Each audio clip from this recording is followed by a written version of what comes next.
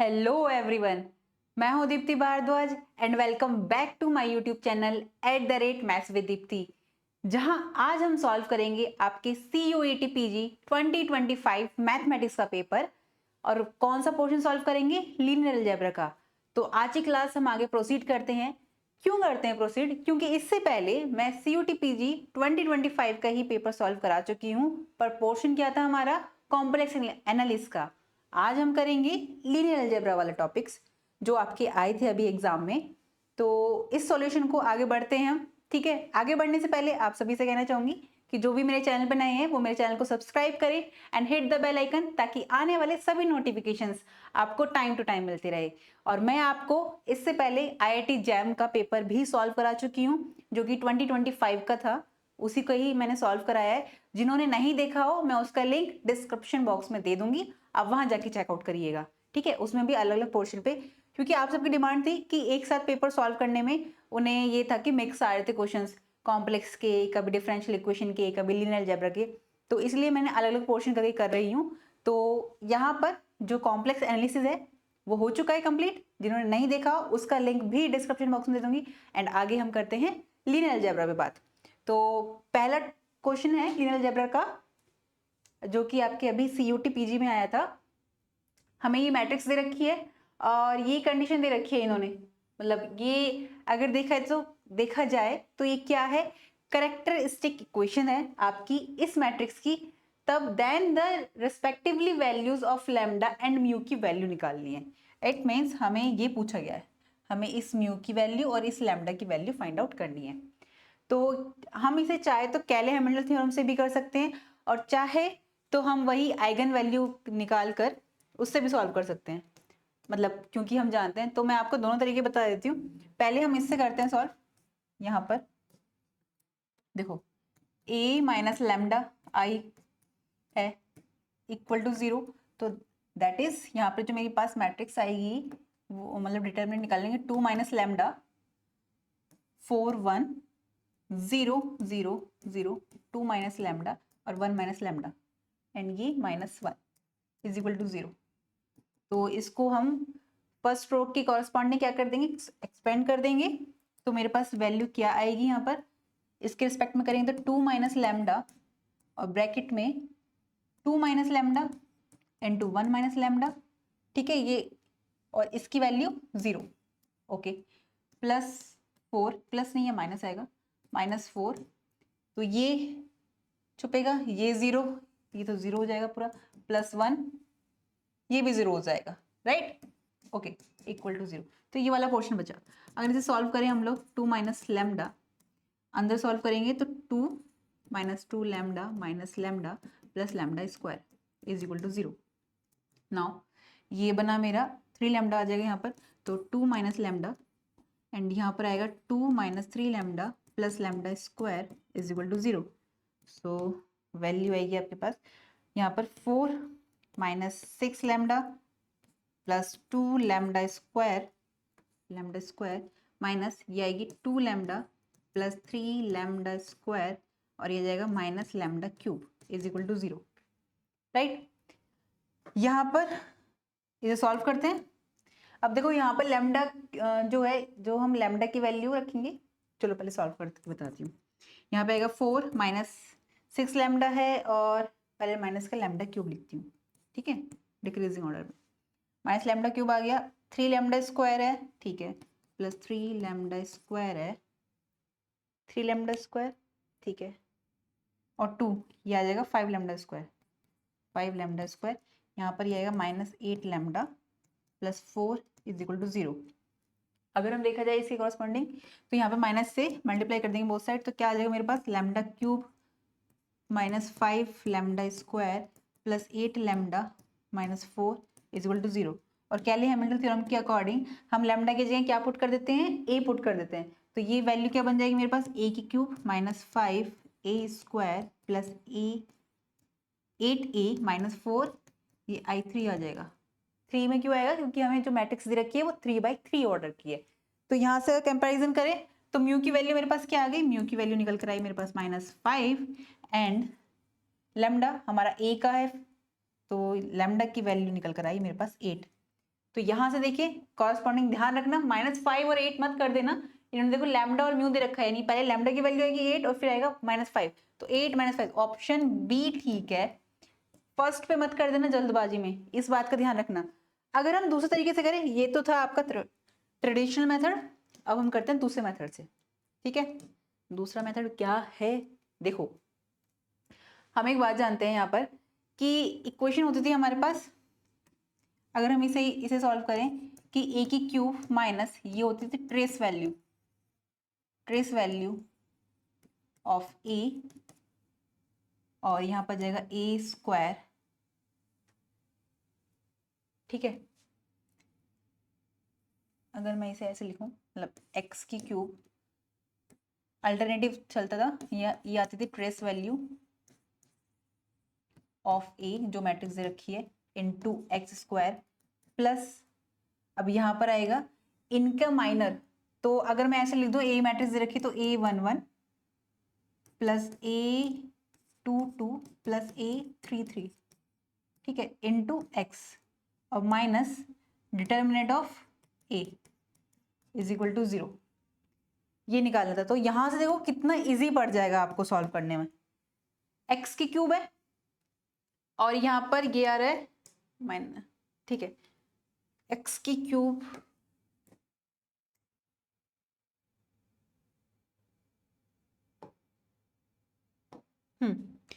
X की cube है, x की क्यूब ऐसे रखेंगे, माइनस ट्रेस वैल्यू क्या आएगी 2 2 और 1, क्योंकि यहाँ पे तो ये आगे 5 एक्स स्क्वायर प्लस माइनर देखेंगे A11 A22 और A33, तो इसके कॉरस्पॉन्डिंग देखेंगे A11 के, तो ये आएगा 2, ये 0, तो ये आ गया 2 प्लस A22 के कॉरस्पॉन्डिंग देखेंगे, इसको हाइड करेंगे और second row and second column को हाइड करेंगे, तो देखेंगे ये आएगा 2 और ये वाला 0 बनेगा, तो यहाँ से भी 2 आया, प्लस A33 को हाइड करेंगे यानी कि third row and third column को हाइड करेंगे, तो मेरे पास बनेगा 2 2 4 और ये 0, तो यहाँ पे 4, ठीक है। x minus determinant of a कितना आया मेरे पास, अगर हमने सॉल्व करें डिटर्मिनेंट ऑफ a यहाँ से निकाला था हमने, रुको इसे निकालेंगे हम, तो ये सिंपल है, 1 के कॉरस्पॉन्डिंग करें, मैं थर्ड रो के कॉरस्पॉन्डिंग कर रही हूँ, तो यहाँ पे आएगा 1 के, तो यहाँ पर आएगा 2 2 4, ये आएगा 4 डिटर्मिनेंट ऑफ a, तो यहाँ से वही इसकी इन्होंने दे रखा है हमें a क्यूब, तो a क्यूब में रख दो, a cube minus 5 a square plus 2 दूनी 4 4 4 8 lambda minus 4 is equal to 0। देखा ना, देखा कितना सिंपल और मतलब कितना इजी पड़ा, -5 म्यू की वैल्यू और 8 लैम्डा की वैल्यू है, ये हमारे पास आ गया आंसर, है ना, ये म्यू एंड लैम्डा। तो चाहे तो ऐसे सॉल्व कर लो, चाहे ऐसे सॉल्व कर लो, हालांकि ऐसे करने में भी मैट्रिक्स इजी दे रखी थी तो ऐसे भी जल्दी सॉल्व हो जाएगा, और ऐसे तो और भी जल्दी सॉल्व होता है, बट ये आना चाहिए, ठीक है। नाउ क्वेश्चन नंबर 15 क्या कह रहा है आपसे, ये आपको इफ द वेक्टर्स, ये 3 वेक्टर्स दे रखे हैं, are linearly dependent then the value of P is, देखो लीनियरली डिपेंडेंट है, इट मींस इस मैट्रिक्स का डिटरमिनेंट क्या होगा, अगर हम इसको मैट्रिक्स की फॉर्म में लिखें तो इसका डिटरमिनेंट क्या आएगा 0, तो वहां से मुझे पी की वैल्यू निकल आएगी, तो हमें यही करना है, ठीक है, निकालते हैं। तो डिटरमिनेंट लेंगे 1 -1 3 1 2 -3 p 0 1, ठीक है, इसका डिटरमिनेंट 0 आना चाहिए, चाहे तो आप डिटरमिनेंट सॉल्व कर दें और चाहे तो आप इसको कैसे सॉल्व कर सकते हैं, चलो डिटरमिनेंट ही सॉल्व करती हूँ मैं इसके, ठीक है, इसकी मैट्रिक्स बनाकर, ठीक है। तो इट मीन्स क्या आएगा, फर्स्ट रो के कॉरस्पॉन्डिंग कर रही हूँ 1, ठीक है, ये 2 और ये 0 हो जाएगा, 2 आया, -1 second row and first column, sorry second column and first row को हाइड करेंगे, तो ये आएगा -1 -0 प्लस p, तो आएगा ये माइनस माइनस प्लस, तो ये 3 इंटू 1 3 और ये 3 - 6 is equal to 0, linear dependent है इसलिए इज इक्वल टू 0 आ रहा है इसका डिटरमिनेंट, राइट। तो यह 2, यह आ जाएगा प्लस का 1, यह आ जाएगा -3p इज इक्वल टू 0, तो यहाँ से 3p इज इक्वल टू -3 और p की वैल्यू आ गई मेरे पास 1, सिंपल, p की वैल्यू 1, ऑप्शन 3 इसका आंसर है। Now next 18 question, U and W are distinct for dimensional subspaces of a vector space V, okay, of dimension 6, then the possible dimension of U intersection W. ये थोड़ा सा बच्चों को लगा होगा, जल्दी जल्दी में शायद स्किप भी करा हो, पर ये बहुत अच्छा क्वेश्चन है, मतलब बहुत ज्यादा नहीं पर हाँ अच्छा है। देखो V जो वेक्टर स्पेस दे रखा है उसकी डायमेंशन दी है 6 और जो इसके सब स्पेसेस हैं उनकी डायमेंशन 4 है, बट उसके जो एलिमेंट्स है वो डिस्टिंक्ट है। इस बात का ध्यान रखना, यहीं पर वो गेम खेल गए मतलब इजी है। क्या करना है हमें यहाँ पर, देखो हमें एक स्टेटमेंट होता है क्या, अगर आपको याद हो, dimension of U intersection W क्या होता था, जो कि सब स्पेस होता था, less than equal to minimum of dimension of U या फिर डायमेंशन ऑफ W, है ना। और किससे ग्रेटर देन होता था, 0 और dimension of U plus dimension of W minus dimension of V। यानी कि अगर मैं कहूं कि दोनों सब स्पेस की डायमेंशन को ऐड करो माइनस डायमेंशन V, ठीक है। तो अगर मैं यहां से देखूं तो मुझे क्या दे रखा है, इन्होंने मुझे दे रखा है ये आ गया 0, डायमेंशन U कितनी है 4, dimension W 4 plus 4 minus 6, dimension V less than equal to dimension of U intersection W, तो हमें निकालना है less than equal to minimum dimension of U कितना है 4 एंड 4, तो यहाँ तो 4 है तो लेस देन इक्वल टू 4 और ये 4 और 4 8 में से 2 गए 6 गए 2 0, तो dimension of U intersection W ये 2 0 2 और 4 इनके बीच में आएगा, तो यहाँ पे मैक्सिमम जो होगा, तो ये मैक्सिमम है, यहाँ पर ये मैक्सिमम था वहां मिनिमम था, तो इसमें जो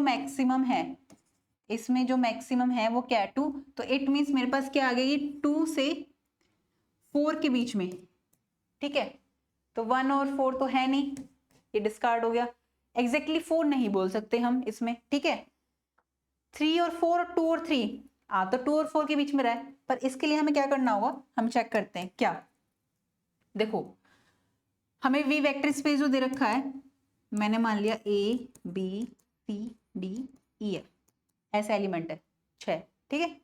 जो U दे रखा है हमें वो मैंने माना alpha 1 alpha 2 alpha 3 alpha 4 and 0 0, सब स्पेस है इसके, ठीक है। जो W दे रखा है, W में चॉइसेस है, कैसे, देखो W को डिस्टिंक्ट का है पर उसकी भी डायमेंशन क्या दी है हमें, उसकी भी डायमेंशन हमको दे रखी है इन्होंने,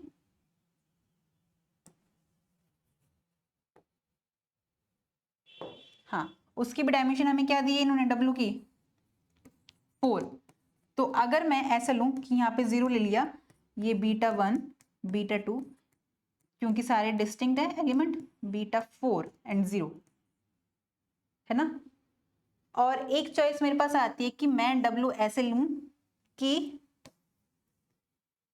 0 0 beta 1 beta 2 beta 3 and beta 4, ठीक है।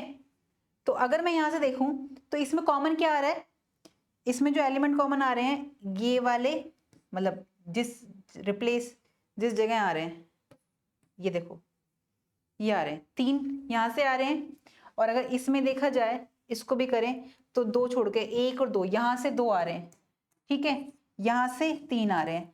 अब आपके मन में एक क्वेश्चन होगा कि मैम हम ऐसे भी तो ले सकते हैं, जैसे हमने U लिया है W is equal to beta 1 beta 2 beta 3 and beta 4 and 0 0, हम ऐसे भी ले सकते थे, राइट।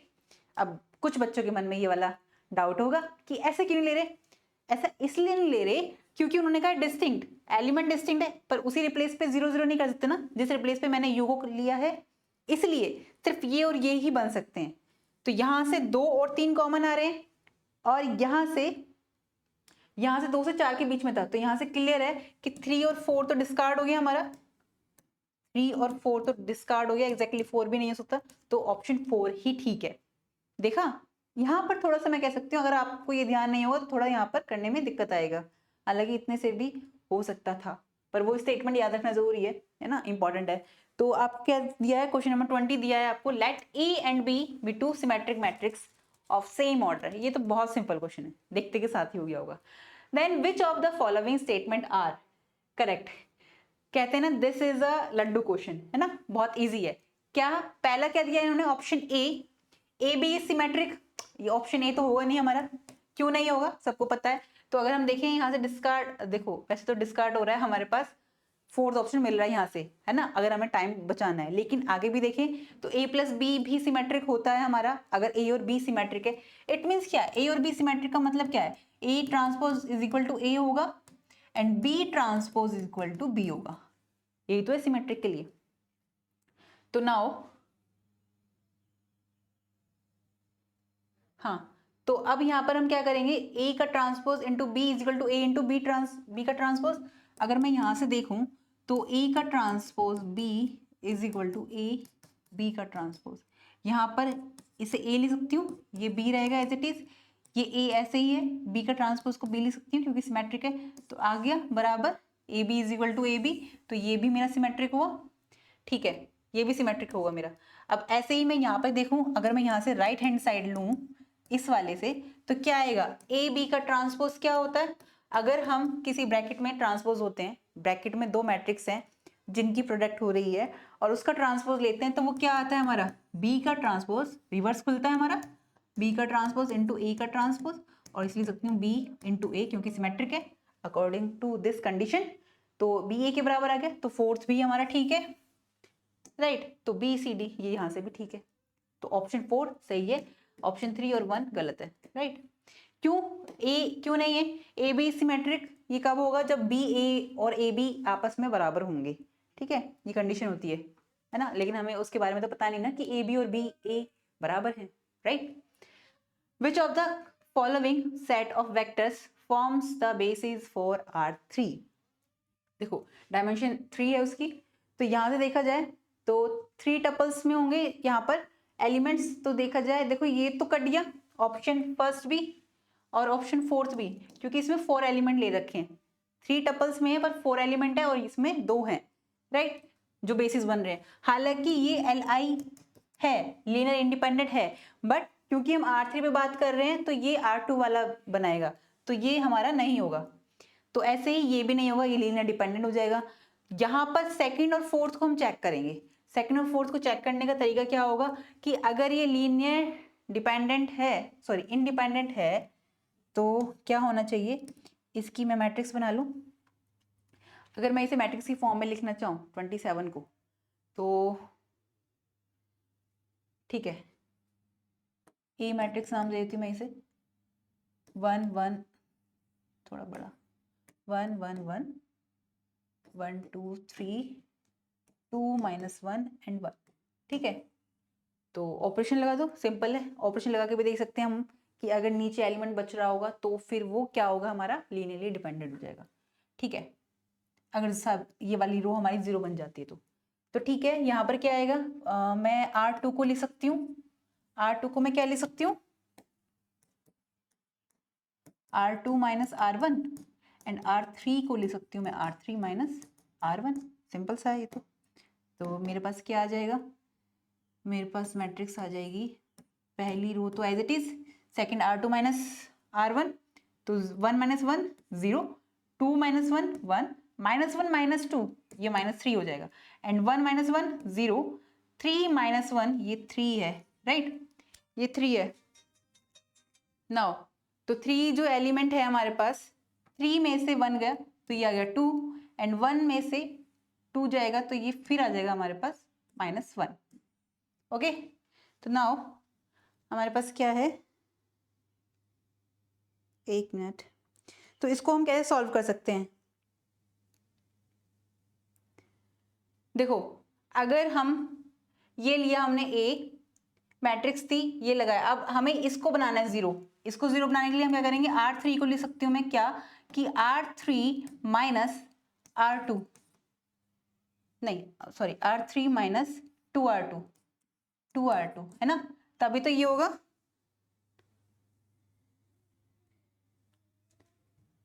तो R3 को मैं लिख सकती हूँ R3 माइनस 2R2, ठीक है। R3 को जब मैं माइनस करूंगी, क्यों कर रही हूँ मैं माइनस इसमें,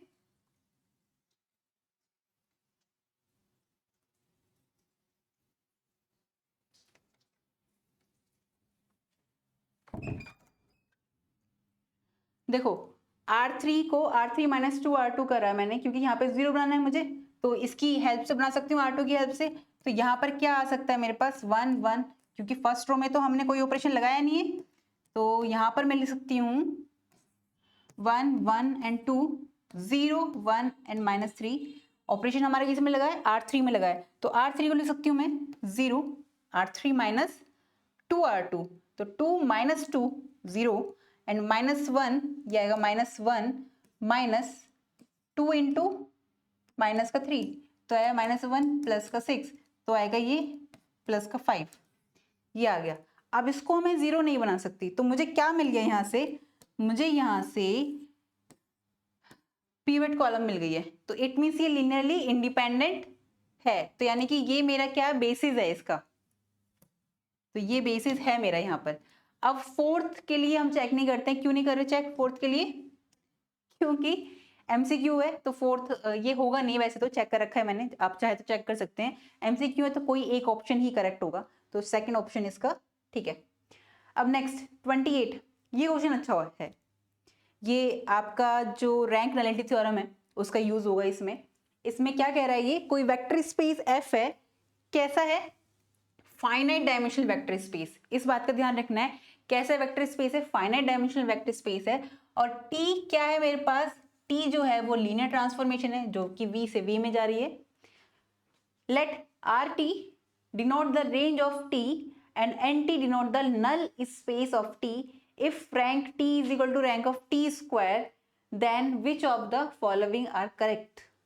ओके, तो देखो हमें क्या क्या दे रखा है, रैंक ऑफ टी, यानी रैंक ऑफ टी हमें दे रखी है रैंक ऑफ टी स्क्वायर के, तो यहां से क्लियर है, हमें मिल जाएगा क्या कि रेंज स्पेस जो होगा हमारा टी वो बराबर होगा range space of T square के, ये तो क्लियर है यहां से।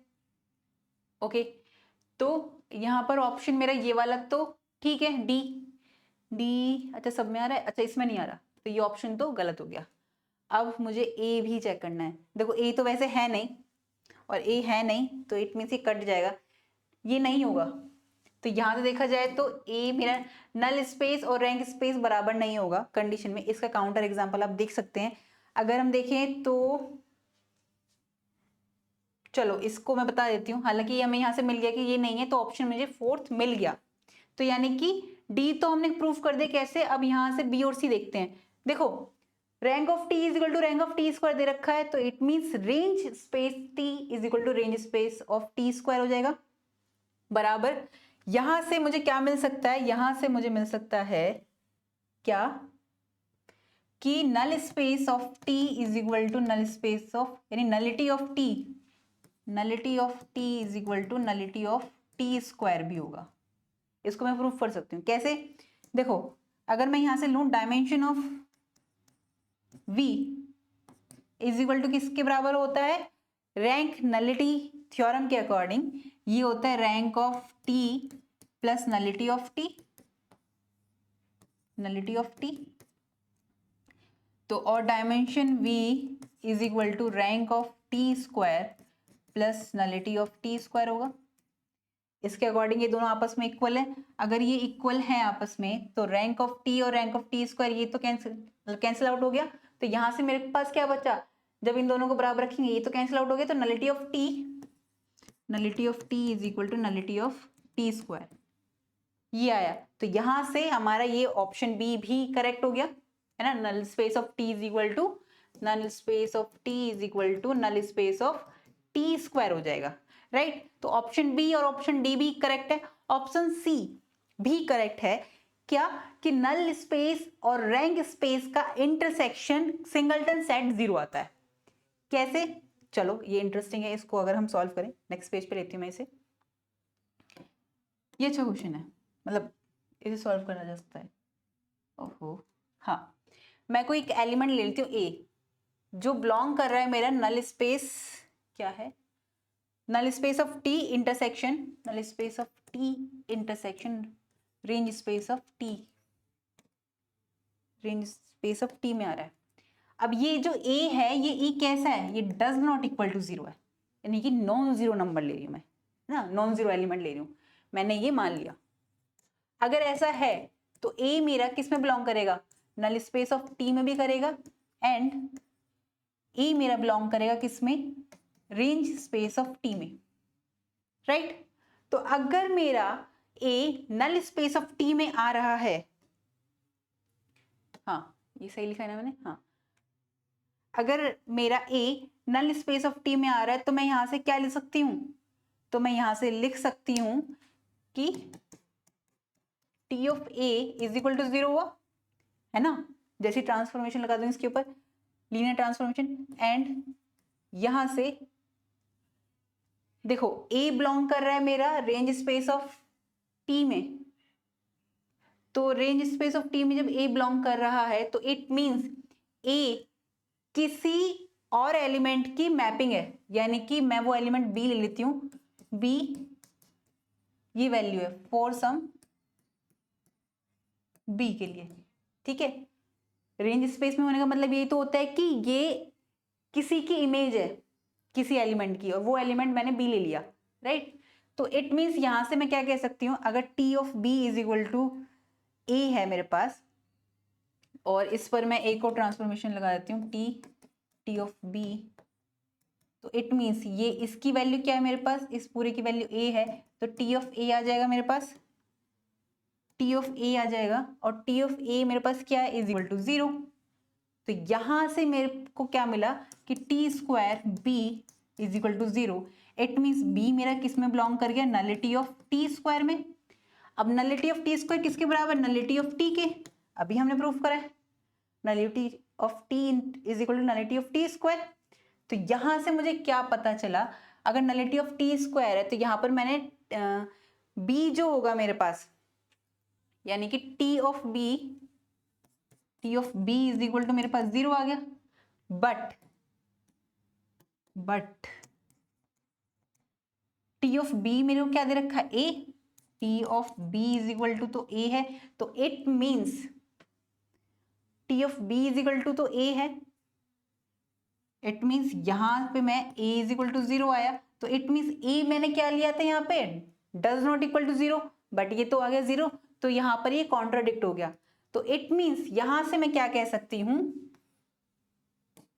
इट मीन्स यहां पर a इज इक्वल टू तो जीरो आ गया, इसके अकॉर्डिंग यहां से मैं कह सकती हूँ कि जो मैंने a लिया था, जो नॉन जीरो नंबर था, एलिमेंट था, जो इसके इंटरसेक्शन में बिलोंग कर रहा था, वो कॉन्ट्राडिक्ट हो गया। इट मीन्स इसमें सिर्फ और सिर्फ एक ही एलिमेंट है इसके इंटरसेक्शन में, वो भी जीरो, तो सिंगलटन सेट जीरो है जो कि इसके इंटरसेक्शन में आ रहा है, यानी null space of T intersection range space of T में सिंगलटन जीरो ही आ रहा है, इसके अलावा और कोई एलिमेंट नहीं आ रहा। तो ये आपका ये भी प्रूफ हो गया, तो इट मीन्स आपका सी भी हो गया, तो ये आपका फोर्थ ऑप्शन करेक्ट हो गया। हालांकि ए के लिए आप देख सकते हैं सिंपल सा है, विच of the following forms a linear transformation, कौन सी फॉर्म लीनियर ट्रांसफॉर्मेशन है, ये तो बहुत इजी है, देखते साथ पता चल रहा है। देखो यहाँ पे अलजेब्रिक फॉर्म में आ रहा है प्रोडक्ट में, तो ये तो होगा नहीं, हम सभी जानते हैं ये वाली बात के लिए, जो हमने सॉल्व करे थे कि अगर प्रोडक्ट फॉर्म में होता है अलजेब्रिक में तो वो हमारा क्या नहीं होता, कभी भी लीनियर ट्रांसफॉर्मेशन नहीं बनाएगा। ऐसे ही x प्लस के आ रहा है, कोई कांस्टेंट नंबर आ रहा है साथ में, तो वो भी नहीं होगा, तो ये भी नहीं होगा, मॉडुलस में ये भी नहीं होगा, x प्लस वाई कॉमा के मतलब x ये हो जाएगा, ठीक है। तो ये सिंपल सा था ये तो। Now which of the following are subspaces of vector space R3, ठीक है, तो 3 डायमेंशन है, उसमें बता रहा है कि कौन सा इनमें से सब स्पेस है। सब स्पेस के हमें ऑप्शन देखकर पता चल गया, सब स्पेस की दो कंडीशन होती है। पहली कंडीशन क्या है कि हमें जीरो उसमें आना चाहिए, तो x plus Y is equal to zero, ये तो हाँ ये सही है, x plus Y zero plus zero is equal to zero. अब x माइनस वाई मतलब कोई और एलिमेंट लेंगे तो वो जीरो आ रहा है, तो इट मीन जीरो इसमें आ रहा है, बी दो ऑप्शन कैसे, अच्छा ऑप्शन है, तो ए और बी तो ठीक है, ए और बी, ए और सी, तो ये तो कट गया क्योंकि बी है, सी नहीं आ रहा, ए बी सी, अच्छा सी चेक करते हैं, ए बी आ रहा है, ए एंड डी, ये आगे चेक करते हैं, ए एंड डी, बी नहीं आ रहा इसमें, ये भी कट गया, डिस्कार्ड हो गया। सेकंड एंड थर्ड में देखते हैं, सी क्या कह रहा है, X plus Y is equal to 1 है, 0 प्लस 0 इज इक्वल टू 1, या फिर किस तरह से, नहीं ये तो नहीं बना रहा सब स्पेस की पहली कंडीशन फुलफिल हो ही नहीं रही। एक्स माइनस वाई ये 0 हो सकता है, यहाँ 1 दे रखा है तो ये भी नहीं है, तो बी और ए एंड बी, हाँ ये ठीक है, तो ऑप्शन 3 हमारा करेक्ट आंसर है। Now next question is the system of linear equations दे रखी है हमें, 3 लीनियर इक्वेशन है हमारे पास, पहली, दूसरी एंड तीसरी, हैज अ यूनिक सॉल्यूशन। ये बहुत अच्छा क्वेश्चन है, मतलब सिंपल सा है ये भी। देखो यूनिक सॉल्यूशन होने के लिए हम इसे मैट्रिक्स की फॉर्म में करते हैं, मैं वो मैट्रिक्स ए मान लेती हूँ, मैट्रिक्स की फॉर्म में लिखें तो 1 1 1, ऑगमेंट मैट्रिक्स हो जाएगी वैसे, तो ये 1 1 1 6, और ये आएगा मेरे पास 1 2 5 10, एंड यहाँ पर आ जाएगी वैल्यू मेरे पास 2 3 लैम्डा, और ये म्यू, ठीक है। तो हैज अ यूनिक सॉल्यूशन, तो लैम्डा और म्यू की कंडीशन बतानी है, ओके। तो ये हो सकता है हमारा, देखो इसमें ऑपरेशन लगाते हैं, मैं R1 को लिख सकती हूँ, सॉरी R2 को लिख सकती हूँ R2 minus R1, and R3 को लिख सकती हूँ R3 माइनस 2R1, ओके। तो यहाँ पे करती हूँ, फर्स्ट रो तो एज इट इज रहेगी 6, एंड ये R2 माइनस R1 0, 2 माइनस 1 1, 5 में से 1 गया 4, 10 में से 6 गया 4, okay. R3 minus 2R1, R3 minus 2R1 तो 0, 3 minus 2 1, lambda minus 2, lambda minus 2 आ गया, और ये म्यू माइनस 12, म्यू माइनस 12, ठीक है, ये आ गया। तो यहाँ पर अब क्या है, इसको 0 बनाते हैं हम, तो R3 को लिख सकती हूँ मैं, R3 को लिख सकती हूँ मैं R3 माइनस R2, तो मेरे पास क्या बनती है मैट्रिक्स 1 1 1 6 0 1 4 4, और ये आएगा R3 माइनस R2, इसमें से ये क्या 0, लैम्डा माइनस 2 और माइनस 4, तो लैम्डा माइनस 6 आ गया, और यहाँ पे म्यू माइनस 16 हो जाएगा, म्यू माइनस 16 ये है।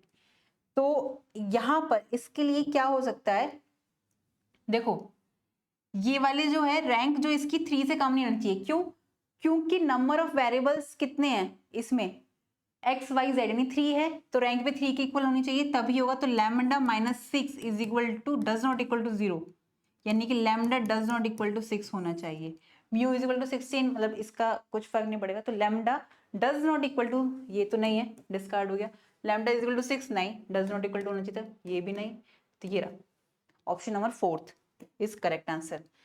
Now next question is let E be a 2x2 matrices with determinant A is equal to 4 and trace determinant A दे रखी है हमें 4, trace A की value 5, then the value of trace A square is, अरे ये तो simple सा है। देखो अभी मैंने आपको बताया था डिटर्मिनेंट ऑफ A, अगर मैं मानूं जो हमें मैट्रिक्स A दे रखी है 2x2 ऑर्डर की, उसकी 2 आइगन वैल्यू होगी, आइगन वैल्यू मैं मान लेती हूँ लैम्डा 1 एंड लैम्डा 2, तो आइगन वैल्यू मेरे पास लैम्डा 1 एंड लैम्डा 2 है, तब determinant of A is equal to 4 दिया, ये किसके बराबर होता है, लैम्डा 1 इंटू लैम्डा 2, किसी मैट्रिक्स का डिटर्मिनेंट उसकी आइगन वैल्यू के प्रोडक्ट के बराबर होता है, ये बात पता होगी आपको। अगर नहीं पता तो ये क्वेश्चन फिर आप वैसे सॉल्व करते हो जाता है, क्योंकि 2x2 की मैट्रिक्स है, लेकिन इससे बहुत इजी पड़ जाता है। ट्रेस वैल्यू क्या होती है, सम होता है उन आइगन वैल्यू का, तो ये 5 दे रखा है, सॉरी लैम्डा 2 है ना, इज इक्वल टू 5, तो ऐसी कौन सी वैल्यू हो सकती है लैम्डा 1 और लैम्डा 2 की जो मल्टीप्लाई करने पर 4 आए एंड प्लस करने पर 5 आए, सिंपल सा है 4 एंड 5, तो एक लैम्डा की वैल्यू आ गई मेरे पास 4 एंड एक लैम्डा की वैल्यू आ गई 1, वो किसी की भी रख सकते हैं आप, है ना, तो इसमें कोई बड़ी बात नहीं है, कोई रॉकेट साइंस नहीं है इसमें कि लैम्डा 1 को ही 1 ले या लैम्डा 2 को ले, इसकी जरूरत नहीं है। ओके, तो then the value of trace A square, value of trace A square यानी lambda 1 square plus lambda 2 square पूछा है हमसे। हमसे क्या पूछा है? हमसे पूछा गया है lambda 1 square plus lambda 2 square. Simple है, हम जानते हैं ए स्क्वायर यानी कि लैम्डा 1 का स्क्वायर क्या होता है? लैम्डा 1 का ये आ जाएगा 16, 4 का स्क्वायर, लैम्डा 2 स्क्वायर, 1 का स्क्वायर 1, ये 16, तो मेरे पास क्या आ गई value? 16 plus 1 is equal to 17। तो option 3 is correct answer. Okay, now next question is let m and n belong करता है n में, यानी नेचुरल नंबर में m और n नेचुरल नंबर में बिलोंग करते हैं सच दैट कि m छोटा है n से, m मिनिमम है, m is less than n and p कोई मैट्रिक्स दे रखी है रियल नंबर में, q भी मैट्रिक्स दे रखी है रियल नंबर में जिनका order m by n p का है और q का ऑर्डर n क्रॉस m ये है। Are matrices over real numbers and pv sorry rank of v denotes the rank of the matrix v, then which of the following are not possible। इस बात का ध्यान रखना, ये जो नॉट वाला सीन लग जाता है ना, यहाँ पर कई बार हम करेक्ट वाले पे लगा कर आ जाते हैं, राइट? तो हमें नॉट वाला देखना है, तो पहले करेक्ट वाला देख लेते हैं। हाँ, rank of P Q is equal to N. देखो हम एक बात जानते हैं, अगर कोई पी मैट्रिक्स की रैंक दे रखी है हमें, पी मैट्रिक्स की रैंक दे रखी है हमारे पास और क्यू मैट्रिक्स की दे रखी है, तो पी की जो मैट्रिक्स रैंक होगी वो किसके बराबर या छोटी हो सकती है? जो उसमें छोटा हो। तो m छोटा है क्योंकि तुमने दे रखा है m और n से छोटा है और m क्रॉस n की है, तो इसकी जो रैंक होगी m के बराबर होगी या फिर उससे छोटी होगी। ऐसे ही q के लिए भी जो रैंक होगी वो m से बराबर या उससे छोटी होगी, राइट? तो जब हम इनकी प्रोडक्ट निकालेंगे, रैंक ऑफ पी क्यू निकालेंगे, तो वो भी क्या होगी? Minimum of rank of p and rank of q, जो कि क्या है मेरे पास m। ज्यादा से ज्यादा m हो सकती है या उससे छोटी हो सकती है, तो हम m लेके चल रहे हैं क्योंकि m और n में बात कर रहे हैं ये, तो इट मीन्स मिनिमम इसमें m आएगी, तो इसकी रैंक m हो सकती है, ठीक है? पी क्यू, ऐसी क्यू पी की भी अगर प्रोडक्ट ले तो वो भी m हो सकती है, n तो होगी नहीं, है ना? ये तो डिस्कार्ड हो गया। तो b और c तो है, d d भी नहीं होगा।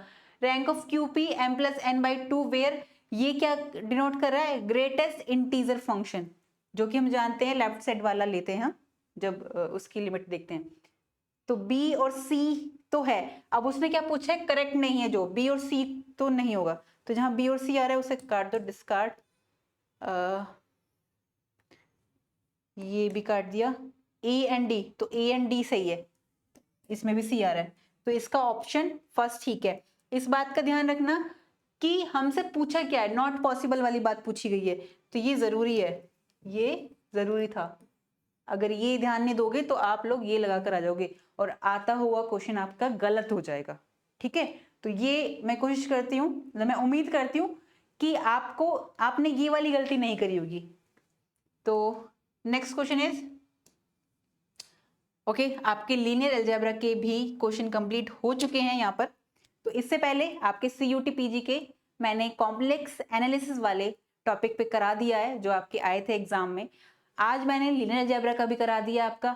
आगे अब हम रियल एनालिसिस पे बात करेंगे, या और भी जो कुछ क्वेश्चंस हैं मिक्स हैं, अप्लाइड मैथमेटिक्स के हैं, जो एक दो ऐसे आ रहे हैं जिसमें कुछ डिफरेंशियल इक्वेशन के हैं, कुछ रियल एनालिसिस के हैं, कुछ बाकी के हैं, तो उनको शायद मैं एक साथ ले लूंगी नेक्स्ट वीडियो में।